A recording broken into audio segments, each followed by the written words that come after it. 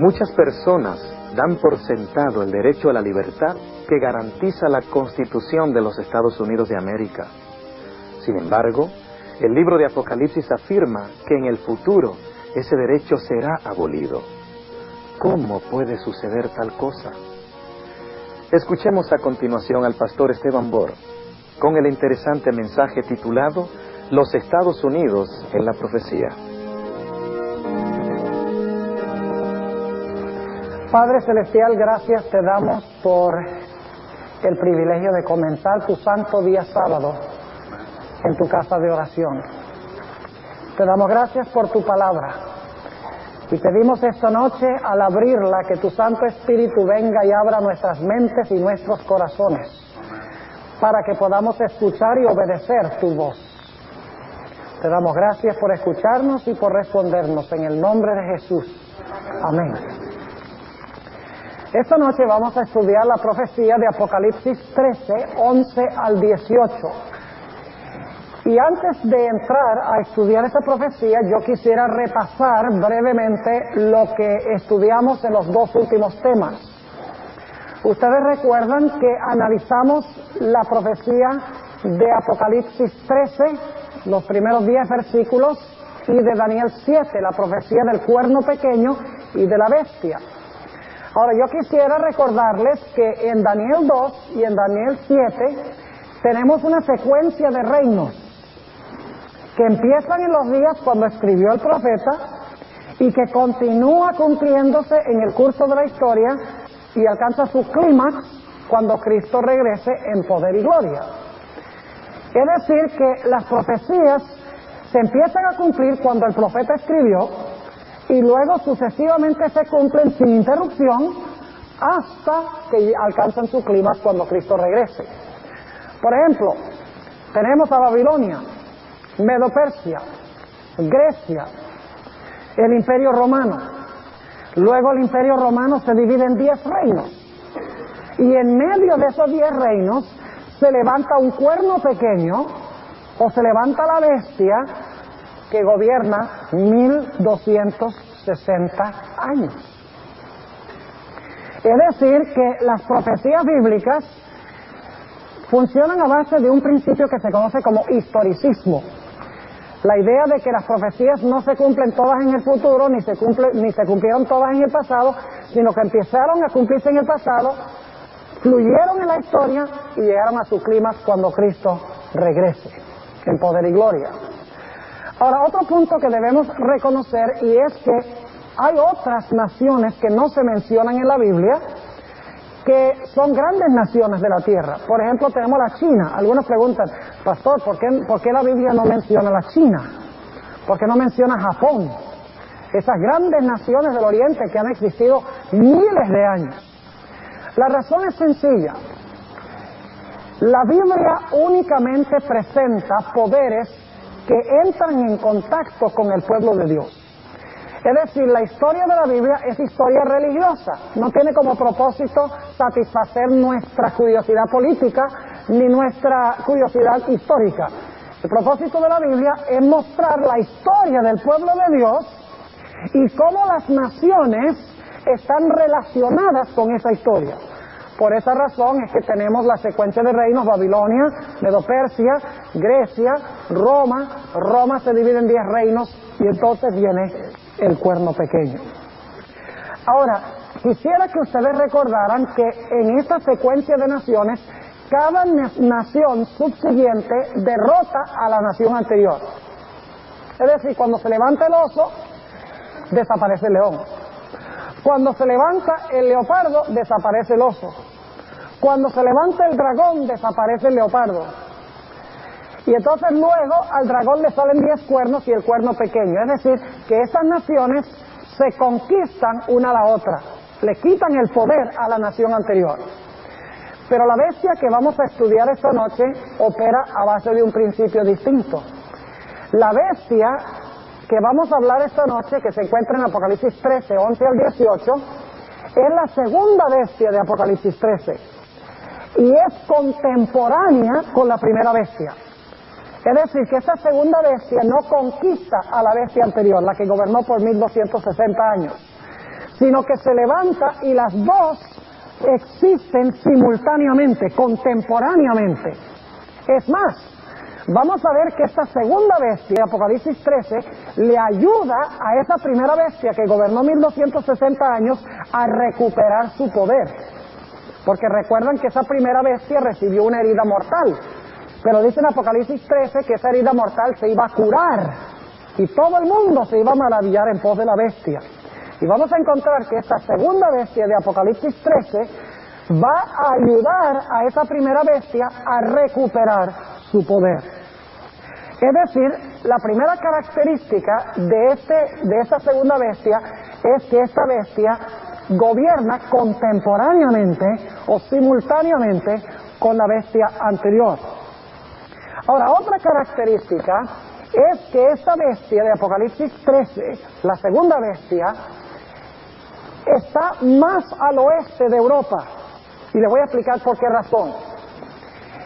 El león y el oso, que representan a Babilonia y Medo-Persia, gobernaron en Asia, porque Babilonia y Medo-Persia están en el continente asiático.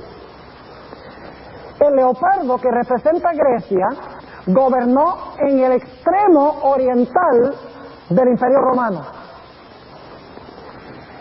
Mientras que Roma, el cuarto reino, gobierna en el extremo occidental del Imperio Romano. Es decir, que las profecías van moviéndose de oriente a occidente, van de Asia al este de Europa, al oeste de Europa, lo cual significa que este otro poder que se levanta en Apocalipsis 13 debe levantarse al oeste de Europa, más hacia el oeste. Es decir, las profecías no se están cumpliendo allá en el oriente, sino que las profecías se están cumpliendo ¿dónde? En el occidente. ¿Y saben por qué razón? Tiene que ver con el movimiento del pueblo de Dios. Recuerdan que Abraham se fue de Asia hacia el occidente a Israel, y luego el cristianismo fue de Israel a Europa. Y vamos a encontrar esta noche que el cristianismo luego se mudó de Europa ¿a dónde? A América.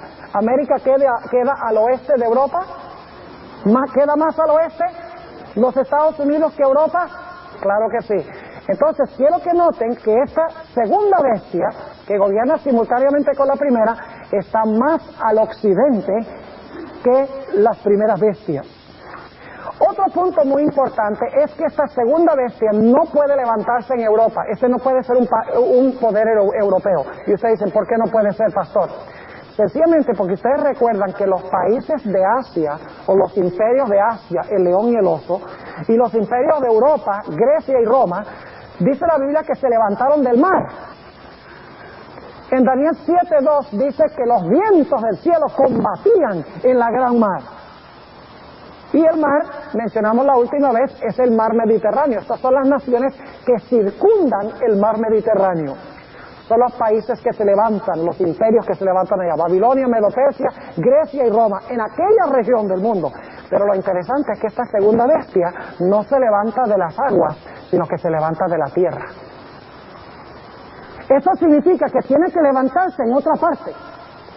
Porque si se levantara allá donde está el Mediterráneo, donde se levantaron las demás naciones, también se diría que se levantó ¿de dónde? Del mar. Es decir, que este es un poder que no se puede levantar en Europa, porque si se levantara en Europa se levantaría del mar. Otra característica es que esta segunda bestia se levanta alrededor del año 1798. Y les voy a comprobar eso bíblicamente. Noten lo que dice Apocalipsis 13 y el versículo 10. Aquí está hablando de la primera bestia, la bestia que recibió la herida mortal después de gobernar 1260 años. ¿Y en qué fecha terminaron los 1260 años, según estudiamos? ¿En qué fecha? 1798, cuando el Papa fue llevado cautivo a Francia, ¿recuerdan? En esa fecha fue que este poder recibió su herida mortal. Ahora, noten cómo se describe esa herida mortal en Apocalipsis 13:10. Dice, hablando de esta bestia, el que lleva en cautividad, va en cautividad. ¿Esta bestia cautivó al pueblo de Dios? ¿Maltrató al pueblo de Dios? Sí. ¿Fue llevado el Papa cautivo, como dice aquí? Claro que sí. El que lleva en cautividad va en cautividad. Y luego dice, el que a cuchillo matare, es necesario que a cuchillo sea muerto. Es interesante que el instrumento que se usó en la Revolución Francesa para matar a la nobleza y para matar al sacerdocio de la Iglesia Papal fue la guillotina. Así que no solamente fue llevado cautivo el Papa, sino que el sistema fue atacado con la guillotina de Francia, con el cuchillo, como dice aquí. Ahora, noten el versículo 11. Dice, ¿después de qué? Después que esta bestia recibe su herida mortal, en 1798. Dice, después vi otra bestia que subía ¿de dónde? De la tierra. Entonces mi pregunta es, si la primera bestia recibe su herida de cuchillo, en 1798, su representante es llevado cautivo, se le acaba su dominio, y esta siguiente bestia se levanta, después que cae esta bestia, ¿después de qué fecha debe levantarse esta segunda bestia? Debe levantarse después de 1798. ¿Me están siguiendo o no? Ahora vamos a notar la siguiente característica. Esta es una bestia. ¿Y qué representa una bestia en la Biblia? Siempre que la Biblia habla de una bestia, está hablando de un reino o de un imperio. Por ejemplo, el león es Babilonia, el imperio de Babilonia. El oso, el imperio de Medo-Persia. El leopardo, el imperio de Grecia. El dragón, el imperio romano. Es decir, bestias representan imperios o gobiernos. Entonces pregunto, esta segunda bestia, si es una bestia, como dice aquí, ¿debe ser un gobierno? ¿Debe ser un imperio, un país? Claro que sí. Ahora, otra característica es la que se menciona en el capítulo 13, y noten nuevamente el versículo 11. Después vi otra bestia que subía de la tierra. Esa palabra subía es muy importante. Es la misma palabra que se usa en Mateo 13:7, en la parábola del sembrador, donde Jesús habla del hombre que salió a sembrar la simiente, y habla de la simiente que empieza a brotar, a subir de la tierra, a retoñar. Es una traducción buena, a retoñar de la tierra. Esto significa que ese poder estaba recién empezando a retoñar o a levantarse en 1798. Es decir, todavía no había alcanzado su poderío, pero en 1798 estaba ¿qué? Estaba subiendo como una planta de la tierra. Ahora yo pregunto, ¿esta nación, este poder, tuvo que conquistar a otro poder anterior? ¿Hay alguna referencia a aguas revolviéndose con los vientos que representan guerras? No. Ese reino se levanta de una forma diferente. Porque en vez de levantarse en medio del combate de las gentes del mar y los vientos que representan guerras, es como una plantica que en 1798 está recién retoñando de la tierra, silenciosa. Otra característica de este poder es que dice, nuevamente en el capítulo 13 y el versículo 11, que esta bestia tenía 2 cuernos semejantes a los de un cordero. Ahora escuchen lo que les voy a decir. La palabra cordero se encuentra 29 veces en el libro de Apocalipsis. Y todas las veces, con la excepción de esta, se refiere a Cristo. ¿Oyeron lo que dije? Es la misma palabra que se encuentra en Juan 1:29, donde Juan el Bautista introduce a Cristo y dice, he aquí el Cordero de Dios que quita el pecado del mundo. Ahora, eso quiere decir entonces que este poder es un poder ¿qué?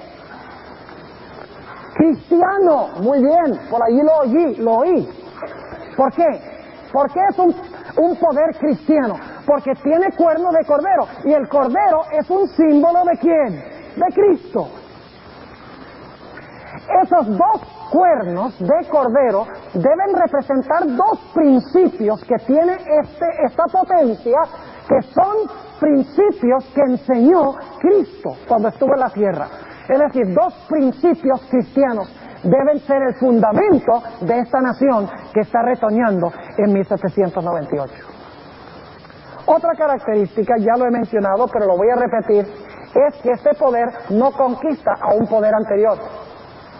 Es más, Ese poder es el último que se menciona antes de la segunda venida de Cristo.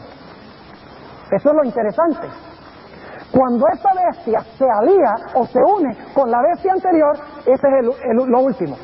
Terminó la historia cuando se unen esos dos. Entonces la pregunta es, ¿cuán cerca estamos al fin? La primera bestia ya gobernó los 1260 años. Lo único que falta es que se le acabe de sanar la herida y se una con esa bestia que sale de la tierra. Y ese es el último poder que habrá en este mundo. Estamos cerca del fin. Otra característica es que este debe ser un poder mundial. Es decir, de sus comienzos pequeños, retoñando como una plantica, este poder alcanza proporciones enormes. Se convierte en una superpotencia mundial. Y ustedes dicen, ¿cómo sabemos eso? Sencillamente porque dice aquí en Apocalipsis 13 que ese poder se torna tan grande que inclusive puede prohibir comprar y vender en todo el mundo al que no adore a la imagen de la bestia, ni reciba la marca de la bestia. Es más, dice que en toda la tierra los que no adoren a la imagen de la bestia no solo no van a poder comprar ni vender, sino dice que serán sentenciados a muerte los que no adoran a la bestia ni su imagen ni reciben la marca de la bestia. Ahora, para poder hacer eso a nivel de toda la tierra, es indispensable que este poder sea una superpotencia mundial. Porque si no, le dirían los demás países del mundo, ¿quién eres tú para decirnos que nosotros no podemos comprar ni vender? Debe también ser un poder que controla los mercados mundiales. Porque comprar y vender tiene que ver con un sistema capitalista. Debe ser un país que controla por su sistema de moneda y por su sistema de mercados el comercio mundial. ¿Me están siguiendo o no? Ya ustedes se imaginan qué país es este. Ya ustedes saben cuál es porque ya les dije cuál es el título del tema de esta noche. Pero las características son claras, ¿verdad? Ahora, como les mencioné, esta segunda bestia va a ayudar a la primera bestia a recuperar su poder y las dos van a existir simultáneamente y van a gobernar juntas. Otra característica. En Apocalipsis el capítulo 12, vayan allí un momentico conmigo, en Apocalipsis el capítulo 12, y dicho sea de paso, algunos me preguntaron, pastor, pero este es un seminario sobre Génesis. Ya no, de los últimos dos temas no hablamos de Génesis, sino de Daniel 7 y de Apocalipsis 13. Bueno, pienso que es hora entonces de regresar otra vez a Génesis. Porque déjenme decirles algo. Lo que dice Daniel 7 del cuerno pequeño y lo que dice Apocalipsis 13 de la bestia, Apocalipsis 12 lo presenta lo mismo desde la perspectiva de Génesis 3:15. Es decir, Apocalipsis 13, la bestia, y Daniel 7, el cuerno pequeño, si ustedes leen ese pasaje, ustedes dicen, ay, pero qué malo es ese cuerno pequeño. Ay, la bestia, mire qué malo, habla blasfemias, pisotea a los santos de Dios, dice que puede cambiar la ley. Y piensan que el malo es el cuerno pequeño y que la bestia es mala. Pero cuando van a Apocalipsis 12, van a encontrar quién es el que está detrás de todo esto. Noten Apocalipsis el capítulo 12 y el versículo 13. Dice, y cuando vio el dragón, que se identifica como qué en el versículo 9, y fue lanzado fuera aquel gran dragón, la serpiente antigua. ¿Cuál serpiente es esa? ¿A dónde hay que ir si dice la serpiente antigua? Hay que volver a Génesis. ¿Recuerdan los 4 elementos?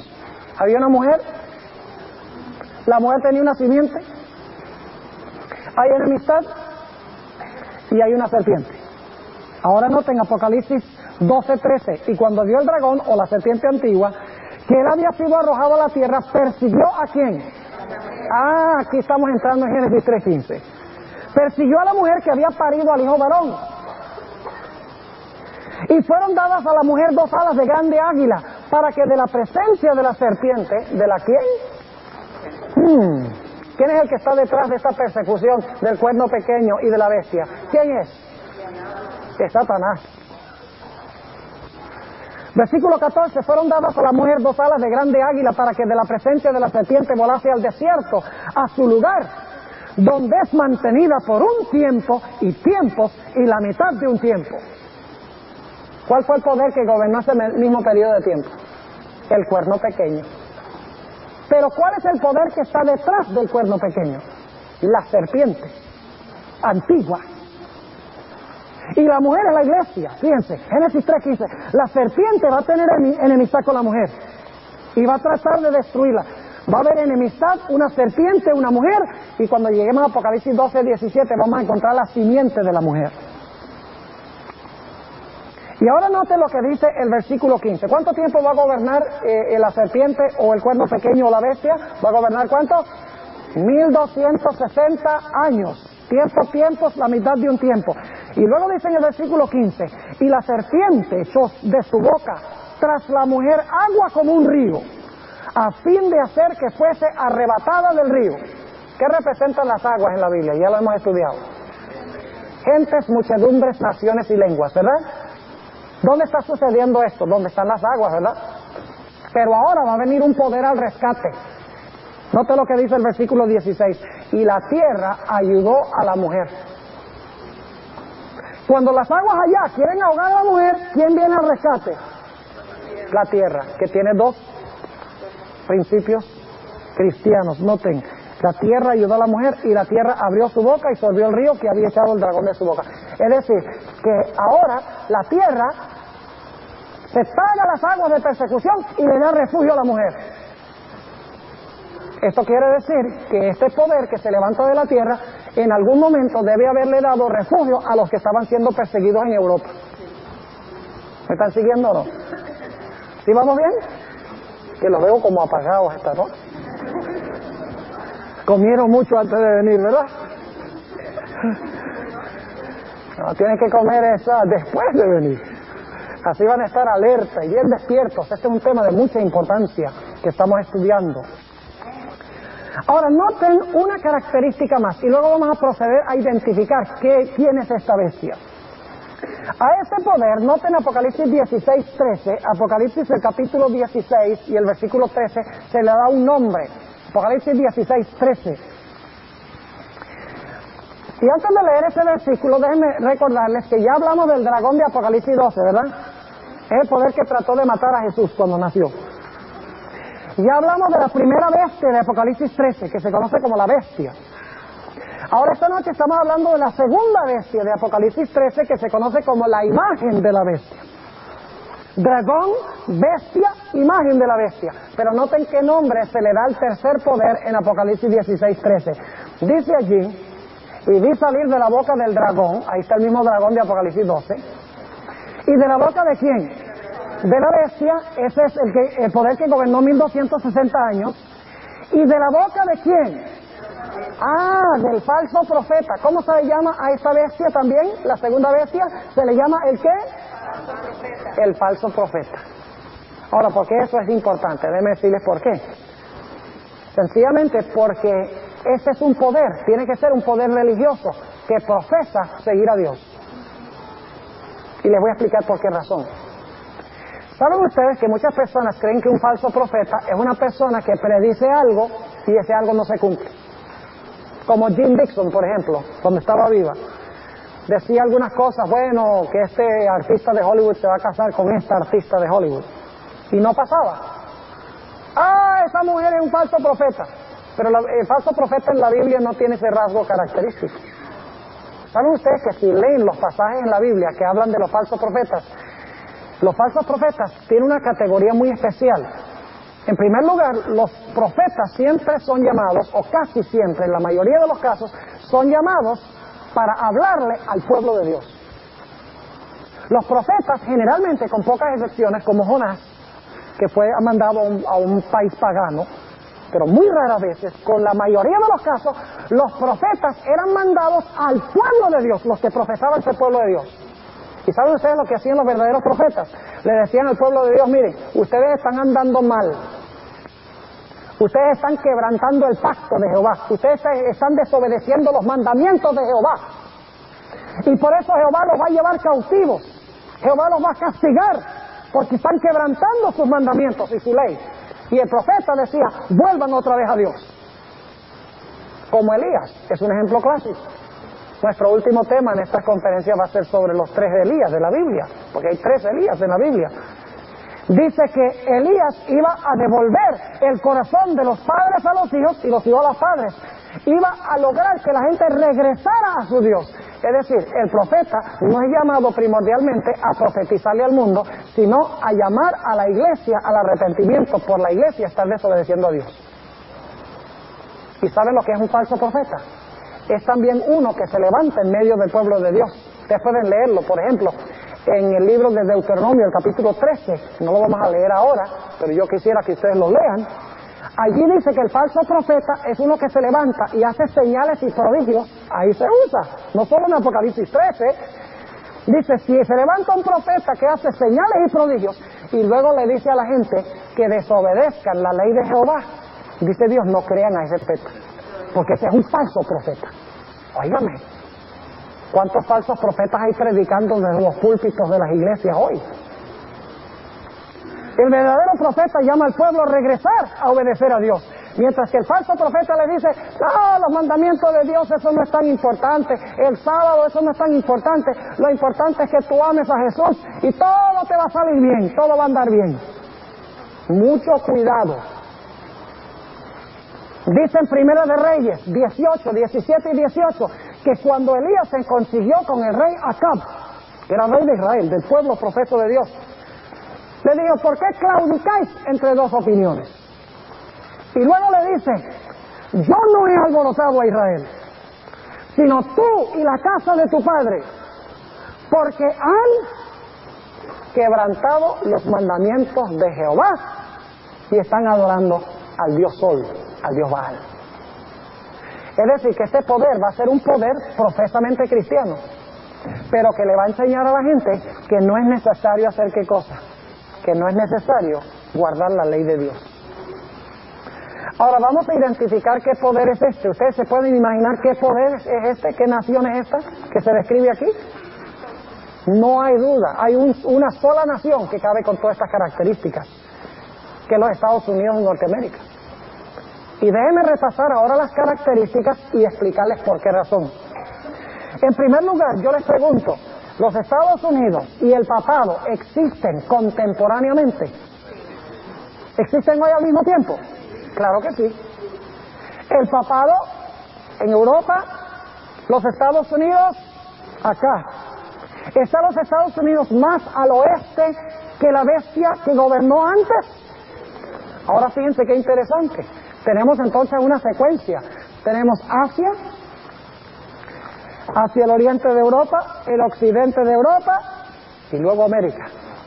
Es inconcebible de que los Estados Unidos, siendo uno de los imperios más extraordinarios en la historia del mundo, a donde hay muchísimo pueblo de Dios, que la Biblia no dijera nada de los Estados Unidos. Es inconcebible. Así que en primer lugar son contemporáneos. En segundo lugar, los Estados Unidos están más hacia el oeste que Europa. En tercer lugar, ya vimos que este país, este poder no puede ser un país europeo, porque este poder no se levanta del mar como las bestias de allá, sino que se levanta en otro sitio, se levanta de la tierra. Yo pregunto, ¿los Estados Unidos se levantó alrededor del año 1798? Ahora escuchen lo extraordinario que les voy a describir. La nación que le dio la herida mortal al papado fue Francia. En la Revolución Francesa, que duró desde 1793 a 1797, culminando en 1798 con el cautiverio del Papa que fue llevado a Francia. ¿Saben ustedes cuál fue el primer país en reconocer a los Estados Unidos diplomáticamente como un país independiente en sí mismo? Francia. ¿Y saben ustedes en qué fecha Francia por primera vez, primera nación, reconoció a los Estados Unidos como una potencia mundial o como un país independiente mundial? En 1798. Extraordinario. Así que, ¿se levantó los Estados Unidos después que cayó la primera bestia? Claro que sí. se levantó históricamente después que se levantó la primera bestia. ¿Es los Estados Unidos un gobierno, un imperio, un país, una nación? Claro que sí. Una bestia representa una nación.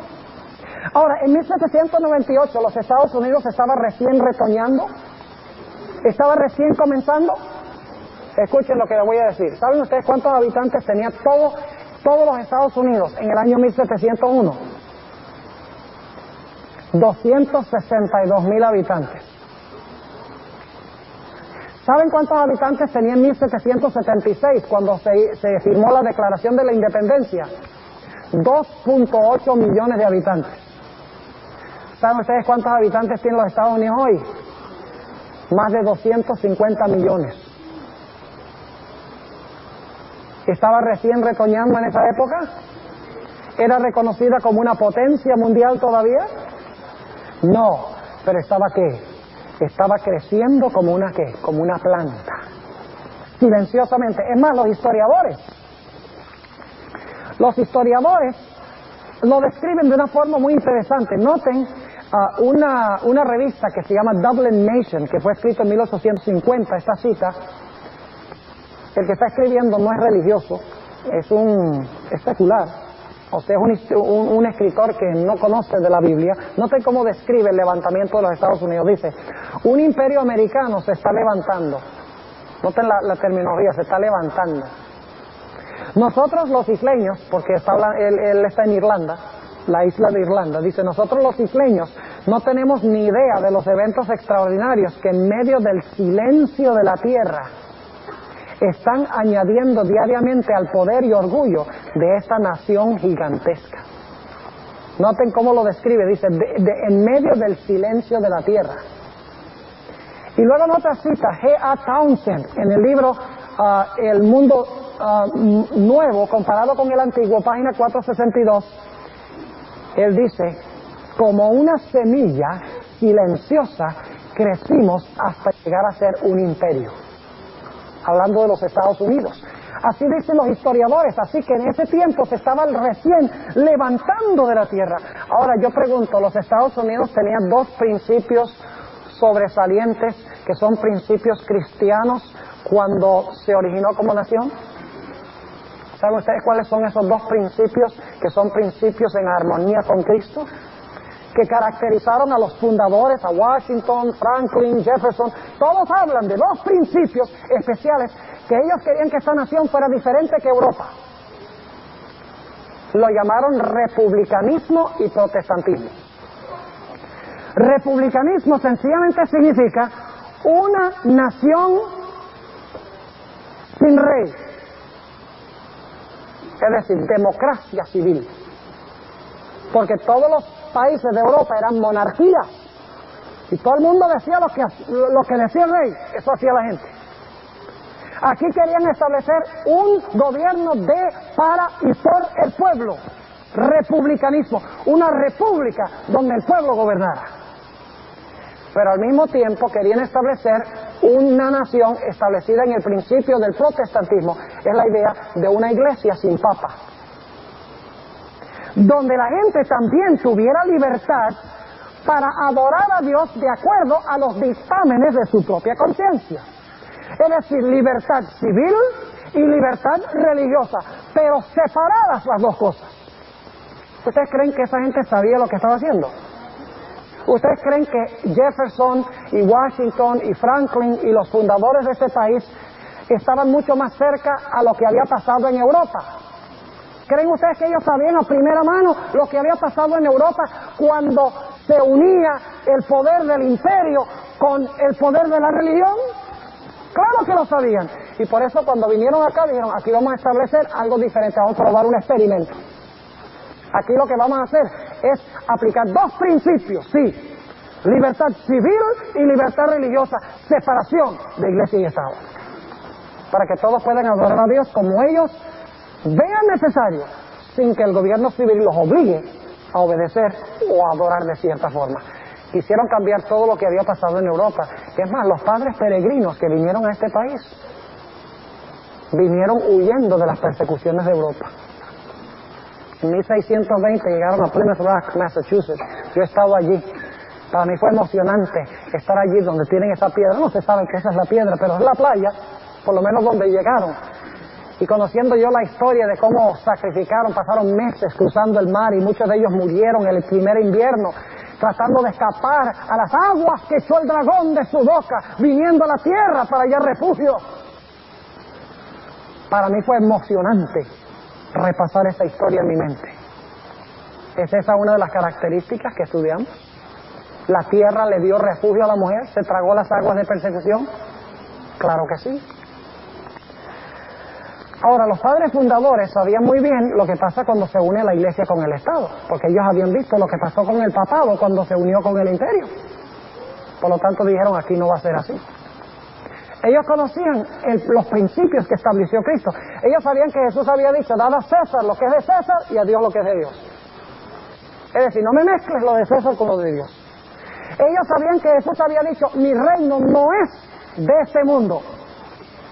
Es decir, mi reino espiritual nada tiene que ver con los gobiernos de este mundo. Ellos sabían muy bien que Pedro había sacado su espada para cortarle, y no crean que le quería cortar la oreja. Estaba tirándole a la cabeza, pero como era pescador y no soldado, falló. Y cuando le corta la oreja para defender a Cristo y el reino de Cristo, Jesús le dice a los otros discípulos, saquen la espada y ustedes también peleen. ¿Qué le dijo Jesús a Pedro? Guarda esa espada. Que mi reino no funciona así. Mi reino no funciona a base de la fuerza civil, por legislaciones, por leyes. Porque mi reino funciona a base de plantarlo en el corazón. Y una vez los discípulos estaban caminando con Cristo y vieron por allá unas ciudades que no querían aceptar al Señor. Y dicen los discípulos, Señor, ¿quieres que llamemos fuego del cielo para quemar a toda esa gente? Y Jesús dice, de verdad que esa es buena idea para que aprendan a servirnos. Jesús le dijo, ustedes no saben de qué espíritu son. El reino de Cristo no puede funcionar a base de la fuerza. Y eso es lo que pasó en Europa. La iglesia, el papado, usó al poder civil para destruir al pueblo de Dios. Y muchas veces la iglesia católica dice, bueno, pero el asunto es que nosotros no fuimos los que matamos a toda esa gente, fue el poder civil. Pero la cosa es que la iglesia contrató al poder civil para que los matara. Entonces la iglesia fue culpable de más de 50 millones de gente que fue muerta durante la Edad Media por unirse el poder civil y el poder religioso. Y Apocalipsis 13 nos dice que nuevamente se van a unir los dos.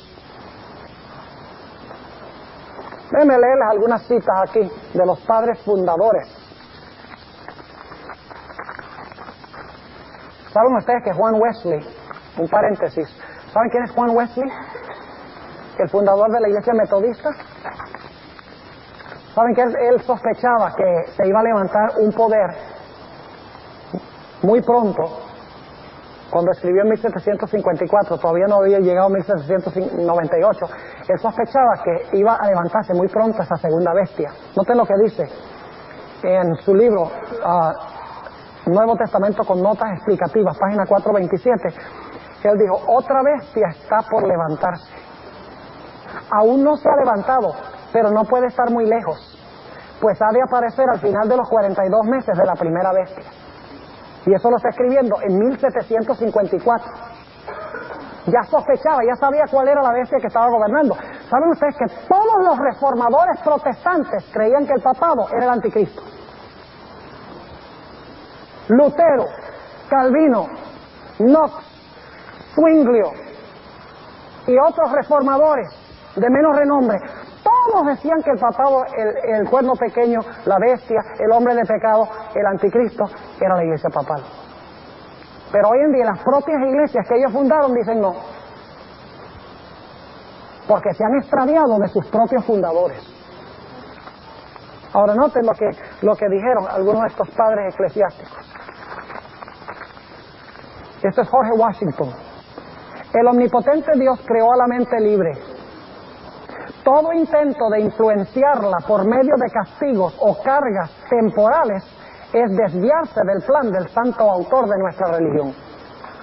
Ninguna persona será obligada a frecuentar o apoyar ninguna adoración religiosa o ministerio, o sufrirá por causa de sus opiniones religiosas o creencias, sino que todos estarán libres para profesar y defender por la argumentación sus propias opiniones en materia de religión.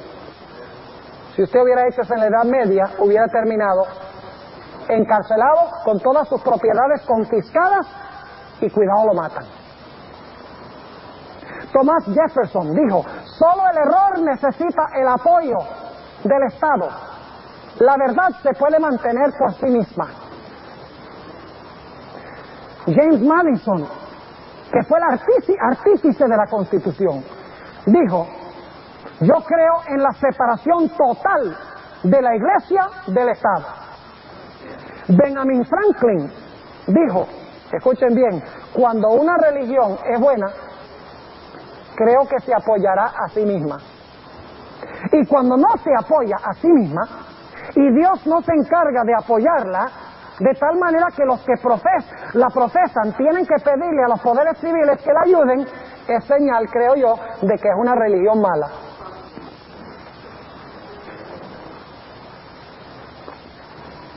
¿Tenía los Estados Unidos entonces dos principios como de cordero? Claro que sí. ¿Los Estados Unidos se levantó conquistando otras naciones? No tuvo que conquistar ningún imperio anterior. Se levantó sencillamente de la tierra. Ahora, aguas representan muchedumbres de gente, tierra, no hay agua. Un lugar despoblado. ¿Estaban los Estados Unidos despoblados cuando vinieron los primeros acá, prácticamente? Ahora, ¿ha llegado a ser los Estados Unidos una superpotencia mundial? Económicamente. Controla de tal manera la economía mundial que podría prohibir comprar y vender. Por su influencia sería posible, inclusive, que el que no adore a la imagen de la bestia y reciba su marca sea muerto. Así de influencia tiene. Ha llegado, ha crecido de una pequeña planta en 1798 a una superpotencia mundial. ¿Y sabe lo que dice esta profecía? Dice que en los Estados Unidos se va a hacer una imagen de la primera bestia. ¿Quién es la primera bestia? Ya la identificamos. ¿Qué representa la primera bestia? El poder papal. Ahora, el poder papal se caracterizaba por unir ¿qué cosa? El poder civil y el poder religioso. Yo pregunto que si aquí se va a hacer una imagen de la bestia, de esa primera bestia, ¿se va a unir el poder civil y religioso acá? ¿Se va a unir la iglesia y el Estado? ¿Saben ustedes que me asusta cuando oigo al juez supremo de la Corte Suprema de los Estados Unidos decir que la separación de iglesia y Estado debe abandonarse?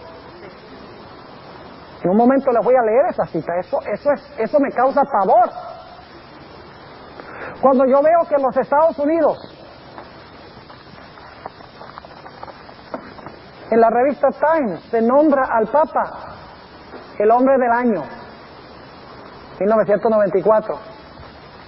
Cuando yo veo que aparece en la revista US News and World Report, Pat Robertson, quien ha dicho abiertamente que está en contra de la separación de iglesia y Estado y que los cristianos deben tomar posesión del gobierno para obligar a la gente a obedecer la ley de Dios. Y usted dice, ¿qué hay de malo con eso? De nada vale que usted obligue a una persona a obedecer la ley de Dios. Dios no acepta eso. Dios solo acepta una obediencia de corazón. Cuando aparece en la revista Time, The Right Hand of God, Ralph Reed, el director ejecutivo de la Coalición Cristiana, una organización claramente opuesta a la libertad de religión, que está a favor de unir la iglesia y el Estado en los Estados Unidos. Cuando yo veo todas estas cosas, cuando veo que líderes protestantes y católicos firman una declaración de que se van a unir para cooperar en muchas diferentes causas, me asusta y me hace ver que las profecías ciertamente se están cumpliendo. Ahora dice, no solamente que en este país se va a hacer una imagen de la bestia, es decir, no solamente se va a unir la iglesia con el Estado, y va a venir como resultado la persecución, como con la primera bestia en Europa, sino que también dice que este país va a imponer la marca de la bestia. Ahora surge la pregunta, ¿qué es la marca de la bestia? Les voy a explicar brevemente qué es la marca de la bestia. La misma Iglesia Católica nos dice cuál es la marca de su poder. La Iglesia Católica dice, el hecho de que nosotros pudimos cambiar el sábado al domingo indica de que nosotros tenemos la autoridad de Dios en la tierra, porque solamente Dios puede cambiar su ley. ¿Están escuchando lo que dije? La misma Iglesia Católica dice que el domingo es la marca de su poder. Pero ¿saben ustedes que la Biblia también nos habla en cuanto a la marca de la bestia y el sello de Dios? Escuchen lo que les voy a decir, no vamos a leer los textos, los voy a mencionar, pero quisiera que los anotaran para que los lean. El Apocalipsis 14, 9 al 11, habla allí del peligro de recibir la marca de la bestia. Y Dios advierte, no recibas la marca de la bestia, porque si recibes la marca de la bestia, sobre ti va a caer la ira de Dios y vas a recibir las plagas. Ahora escuchen, inmediatamente después de terminar el mensaje que dice, no adores a la bestia, no es su imagen, ni recibas la marca, en el siguiente versículo dice, aquí está la paciencia de los santos, aquí están los que guardan los mandamientos de Dios. ¿Cuántos grupos hay entonces? Los que reciben la marca de la bestia y los que ¿qué? Y los que guardan los mandamientos de Dios, incluyendo ¿cuál? El cuarto. Es más, el cuarto mandamiento es el sello de Dios. ¿Saben ustedes que en el libro de Apocalipsis el sello de Dios y la marca de la bestia se colocan en contraste? ¿Sabían eso? ¿Dónde se recibe el sello de Dios? ¿En qué parte del cuerpo? En la frente. ¿A dónde se recibe la marca de la bestia? ¿En la frente o en la mano? ¿Qué tiene usted detrás de su frente? Espero que tenga un cerebro. Yo sé que yo tengo uno. Ahora yo pregunto, ¿qué es lo que Dios escribe en nuestra mente? Según la Biblia. En Hebreos 8, 7 al 13, Dios dice, tomaré mis leyes y las escribiré en sus mentes. ¿Qué es lo que escribe Dios en nuestra frente? ¿Su qué? En nuestra mente, su ley. Isaías 8, 16 dice, sellad mi ley entre mis discípulos. Ahora, ¿saben ustedes que Dios dice también en Deuteronomio 6 que los israelitas debían tomar los mandamientos de Dios y debían ponerlos como frontales entre sus ojos? Es decir, el sellamiento en la frente tiene que ver con la ley de Dios. Y como el sello de Dios está en contraste con la marca de la bestia, entonces la marca de la bestia debe tener que ver con algo que es desobediencia ¿a qué? A los mandamientos de Dios. Ahora escuchen bien, ¿saben ustedes que para tener un sello necesita el sello tener tres cosas para que sea auténtico o genuino? Tiene que tener en primer lugar el nombre del que está haciendo el documento. Tiene que tener su oficio o su ocupación, su función, y tiene que tener el territorio sobre el cual gobierna. Por ejemplo, el presidente Clinton cuando firma alguna ley, la sella con el sello presidencial, y ese sello dice Bill Clinton, presidente de los Estados Unidos. Su nombre es Bill Clinton, su oficio es presidente y su territorio los Estados Unidos.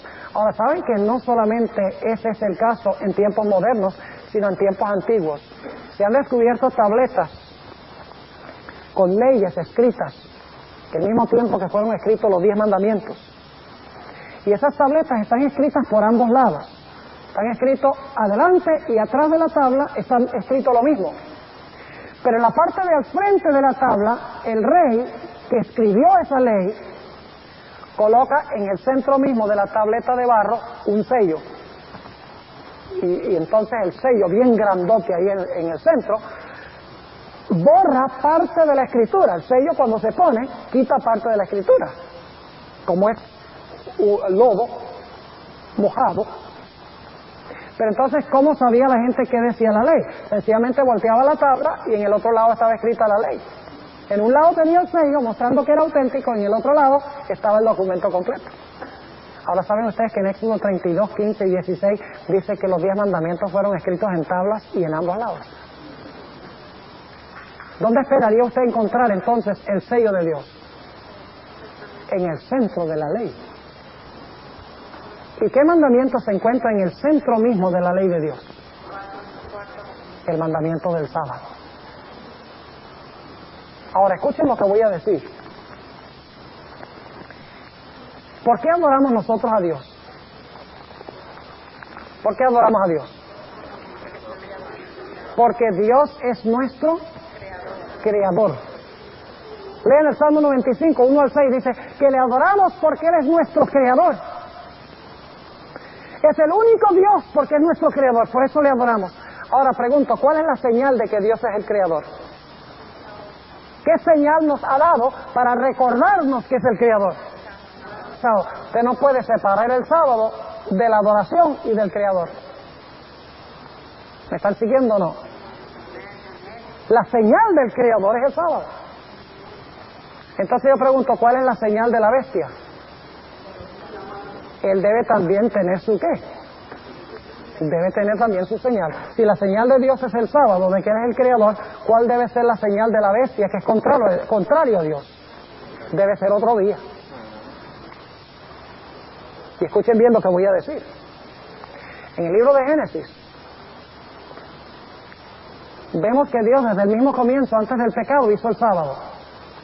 Es parte del plan original de Dios, ¿verdad? ¿Esperarían ustedes que Satanás instituyera otro día más adelante en la historia, rival al sábado? Claro que sí, porque todo lo que Dios tiene genuino, Satanás tiene una falsificación. Y déjenme preguntarles, ¿qué viene primero, lo genuino y luego la falsificación, o la falsificación y luego lo genuino? El gobierno dice, ay, vamos a hacer un billete. El gobierno dice, vamos a hacer un billete, el falsificador dice, vamos a hacer un billete de $7. Y el gobierno dice, ay, qué buena idea, hagamos uno nosotros también. ¿Así es? No. El gobierno hace uno genuino y luego después viene ¿qué? La falsificación. ¿Cuál fue el día de reposo genuino que hizo Dios al comienzo? Entonces, ¿creen ustedes que más adelante en la historia viene otro día falso? ¿Que es rival al sábado? Claro que sí. Y alguno me dirá, pastor, pero entonces el conflicto final va a ser un día versus otro día. ¿Tiene que ver con un día contra otro día? No. El día sencillamente demuestra a quién usted obedece. ¿Quién es su autoridad? Si usted adora en el primer día de la semana, usted está haciendo lo que dice la bestia. Usted está mostrando que es siervo de la bestia. No significa que se va a inclinar y va a adorar, no. La adoración significa sencillamente a quien usted sirve, a quien acepta como autoridad. Si usted observa el primer día de la semana, ese poder que lo cambió, usted está rindiendo homenaje a ese poder. Mientras que si usted observa el sábado, le está rindiendo homenaje y obediencia a ¿quién? A Dios, el Creador. Alguien me dice, pero pastor, entonces Dios tiene una señal así externa, nos va a probar con respecto a días. ¿Acaso Dios no probó a Adán y Eva en el huerto de Edén con un árbol? Entonces, si Dios probó a Adán y Eva, le digo, no coman del árbol, ¿por qué no los puede probar al final diciendo, guarden mi santo día y no usen un día falso? ¿Están entendiendo lo que estoy diciendo? Es decir, que en este país, hermanos y hermanas, se va a establecer una unión de iglesia y Estado como existió en Europa. Y se va a imponer la marca de la bestia, la observancia del primer día de la semana como día de reposo. Y la Biblia dice que cualquiera que no adora la imagen, cualquiera que no sigue a la bestia, cualquiera que no reciba la marca de la bestia, no podrá comprar ni vender y será marcado para muerte. Y yo sé que muchos están pensando, eso nunca podría pasar en este país. La profecía lo dice. La profecía identifica este poder, nos dice quién es ¿Cuándo se levantó? ¿Y qué es lo que va a hacer? Más vale entonces que nosotros hoy escojamos adorar al verdadero Dios, al Dios creador, y guardar su santo día, que es su señal. Ahora noten que el sábado el sello de Dios se coloca en la frente nada más, porque Dios solo puede aceptar un servicio de su mente. Mientras que la bestia, usted puede recibir la marca en la frente o en la mano. Es decir, usted puede estar bien convencido en su mente de que la bestia, ese es el verdadero poder, ese es el poder de Dios. Pero hay otras personas que van a saber que la bestia no es de Dios.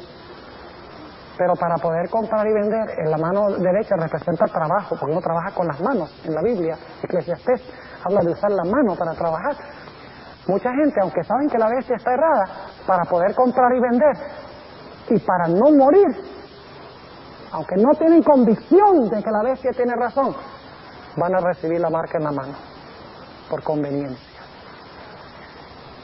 Dios quiere que ninguno de los que están reunidos aquí esté entre esos. Que todos escojamos adorar al Dios verdadero y seguir sus pasos.